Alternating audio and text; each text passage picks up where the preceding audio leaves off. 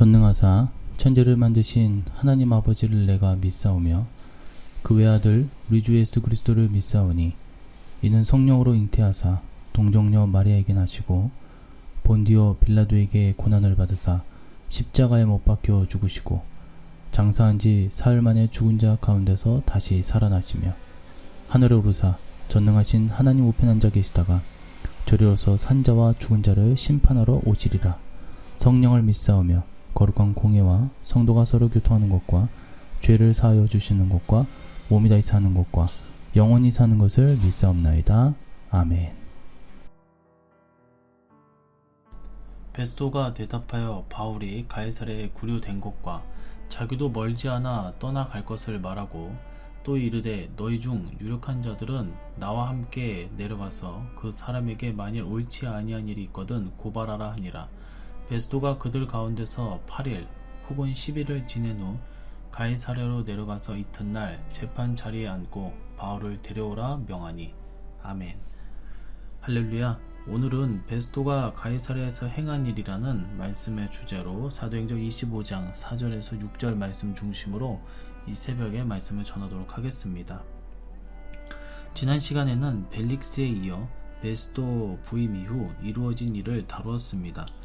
과거에도 바울은 무고하게 고발을 당하였고 유대교 지도자들은 악한 일을 일삼았습니다.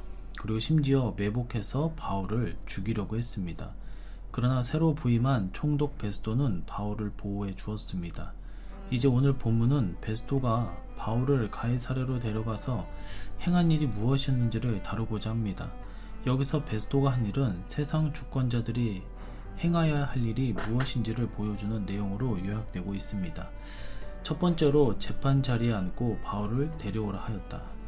6절의 말씀을 보면 베스도가 그들 가운데서 8일 혹은 10일을 지낸 후 가이사랴로 내려가서 이튿날 재판자리에 앉고 바울을 데려오라 명하니 라고 하였습니다. 이는 공정한 재판을 집행함을 뜻합니다.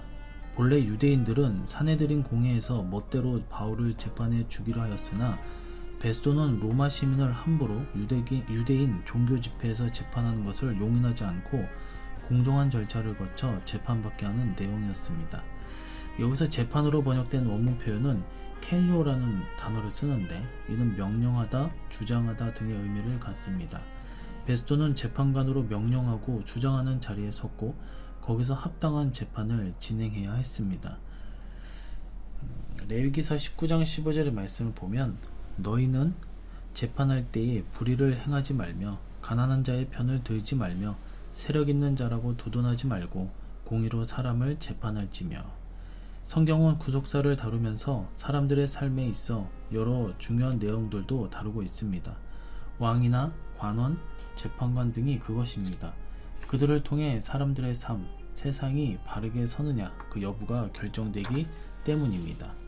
두 번째로 그 사람에게 옳지 않은 일을 고발하라 하였습니다. 5절의 말씀을 보니까 또 이르되 너희 중 유력한 자들은 나와 함께 내려가서 그 사람에게 만일 옳지 아니한 일이 있거든 고발하라 하니라. 이는 고소자들에게 증거를 요구함을 의미합니다. 여기서 고발하라로 번역된 원문표는 대적하여 말하다, 송사하다 등을 가리키는 카테레게오라는 단어를 씁니다. 이는 누군가를 비난하는 것을 기본 의미로 하지만 뚜렷한 증거를 가지고 그와 같은 일을 해야 합니다.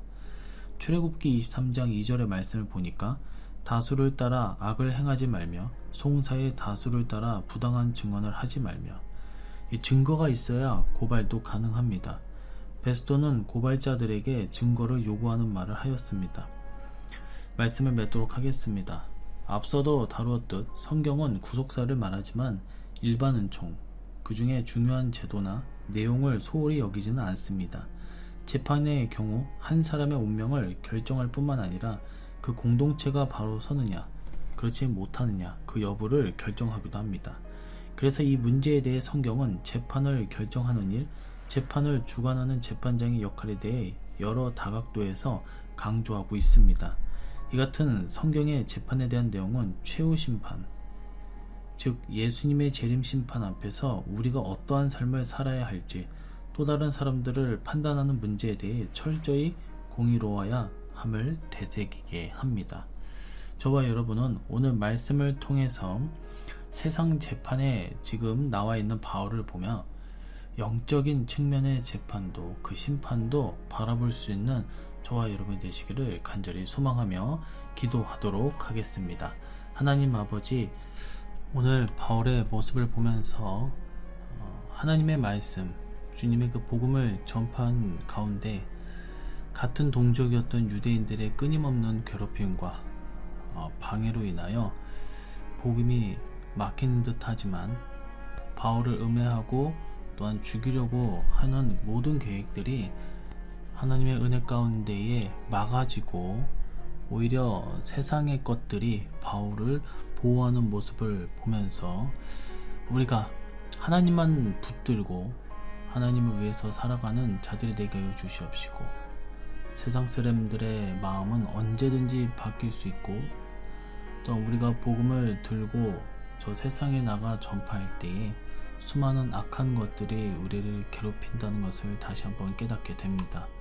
그럼에도 불구하고 우리가 우리의 삶을 살아갈 때에 절대로 두려워하지 않고 바울처럼 맞서서 승리하는 위대한 주님의 참종들이 될 수 있도록 은혜를 내려 주시옵소서. 오늘 하루도 주님께 모든 것을 맡겨오며 다시 오실 예수님의 이름으로 기도드리옵나이다. 아멘. 주기도문으로 새벽 예배를 마치도록 하겠습니다. 하늘에 계신 우리 아버지여, 이름이 거룩히 여김을 받으시오며 나라의 임하옵시며 뜻이 하늘에서 이룬 것 같이 땅에서도 이루어지이다. 오늘날 우리에게 일용할 양식을 주옵시고 우리가 우리에게 죄 지은 자를 사하여 준 것 같이 우리 죄를 사하여 주옵시고 우리를 시험에 들게 하지 마옵시고 다만 악에서 구하옵소서. 대개의 나라와 권세와 영광의 아버지께 영원히 있사옵나이다. 아멘.